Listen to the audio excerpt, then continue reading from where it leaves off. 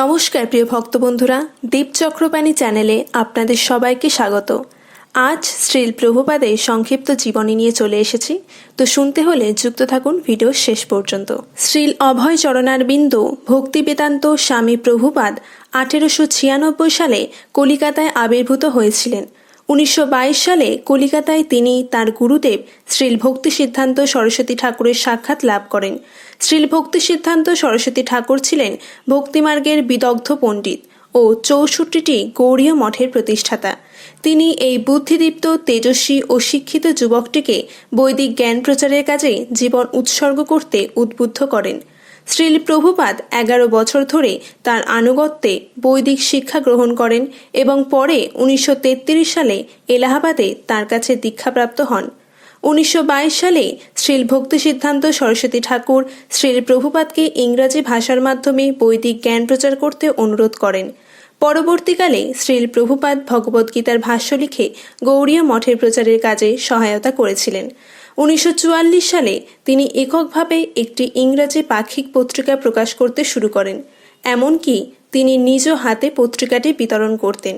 পত্রিকাটি এখনও সারা পৃথিবীতে তার শিষ্যবৃন্দ কর্তৃক মুদ্রিত ও প্রকাশিত হচ্ছে। 1950 সালে তার 54 বছর বয়সে শ্রীল প্রভুপাদ সংসার জীবন থেকে অবসর গ্রহণ করে 4 বছর পর বানপ্রস্থাশ্রম গ্রহণ করেন এবং শাস্ত্র অধ্যয়ন, প্রচার ও গ্রন্থ রচনার কাজে মনোনিবেশ করেন। তিনি বৃন্দাবনে শ্রী শ্রী রাধা দামোদর মন্দিরে বসবাস করতে থাকেন এবং অতি সাধারণভাবে জীবনযাপন করতে শুরু করেন। 1959 সালে তিনি সন্ন্যাস গ্রহণ করেন। শ্রী শ্রী রাধা দামোদর মন্দিরেই শ্রীল প্রভুপাদের শ্রেষ্ঠ অবদানের সূত্রপাত হয়। এখানে বসেই তিনি শ্রীমদ্ ভাগবতের ভাষ্য ও তাৎপর্যসহ 18,000 শ্লোকের অনুবাদ করেন এবং অন্য লোকে সুগম যাত্রা গ্রন্থটি রচনা করেন। 1965 সালে 70 বছর বয়সে তিনি সম্পূর্ণ কপোর্দকহীন অবস্থায় আমেরিকার নিউ ইয়র্ক শহরে পৌঁছান। প্রায় 1 বছর ধরে কঠোর পরিশ্রম করার পর তিনি 1966 সালে জুলাই মাসে প্রতিষ্ঠা করেন আন্তর্জাতিক কৃষ্ণ ভাবনামৃত সংঘ বা ইসকন। তার সযত্ন নির্দেশনায় 1 দশকের মধ্যে গড়ে ওঠে বিশ্বব্যাপী শতাধিক আশ্রম, বিদ্যালয়, মন্দির ও পল্লী আশ্রম। 1974 সালে শ্রীল প্রভুপাদ পশ্চিম ভার্জিনিয়ার পার্বত্য ভূমিতে গড়ে তোলেন নববৃন্দাবন, যা হল বৈদিক সমাজের প্রতীক। এই সফলতায় উদ্বুদ্ধ হয়ে তার শিষ্যবৃন্দ পরবর্তীকালে ইউরোপ ও আমেরিকায় আরও অনেক পল্লী আশ্রম গড়ে তোলেন। শ্রীল প্রভুপাদের অনবদ্য অবদান হল তার গ্রন্থাবলী। তার রচনাশৈলী গাম্ভীর্যপূর্ণ ও প্রাঞ্জল এবং শাস্ত্রানুমোদিত।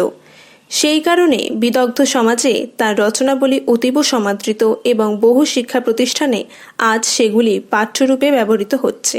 বৈদিক দর্শনে এই গ্রন্থাবলী প্রকাশ করছেন তারই প্রতিষ্ঠিত বিশ্বের অন্যতম বৃহৎ গ্রন্থ প্রকাশনী সংস্থা ভক্তি বেদান্ত বুক ট্রাস্ট। শ্রীল প্রভুপাদ শ্রীচৈতন্য চরিতামৃতের 17 খণ্ডের তাৎপর্যসহ অনুবাদ 18 মাসে সম্পন্ন করেছিলেন। 1972 সালে আমেরিকার ডালাসে গুরুকুল বিদ্যালয় প্রতিষ্ঠার মাধ্যমে শ্রীল প্রভুপাদ প্রাথমিক ও মাধ্যমিক স্তরে বৈদিক শিক্ষা ব্যবস্থার প্রচলন করেন। 1972 সালে মাত্র 3 জন ছাত্র নিয়েই এই গুরুকুলের সূত্রপাত হয় এবং আজ সারা পৃথিবীতে 15টি গুরুকুল বিদ্যালয়ের ছাত্রের সংখ্যা প্রায় 1500। পশ্চিমবঙ্গের নদিয়া জেলার শ্রীধাম মায়াপুরে শ্রীল প্রভুপাদ সংস্থার মূল কেন্দ্রটি স্থাপন করেন 1972 সালে। এইখানে বৈদিক শিক্ষা ও সংস্কৃতি চর্চার জন্য একটি বর্ণাশ্রম মহাবিদ্যালয় স্থাপনের পরিকল্পনাও তিনি দিয়ে গেছেন।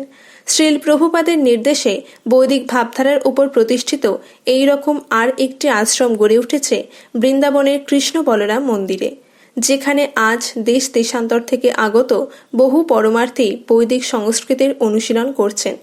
1977 সালে এই ধরাধাম থেকে অপ্রকট হওয়ার পূর্বে শ্রীল প্রভুপাদ সমগ্র জগতের কাছে ভগবানের বাণী প্রচার করার উদ্দেশ্যে বৃদ্ধাবস্থাতেও সমগ্র পৃথিবী 14 বার পরিক্রমা করেন।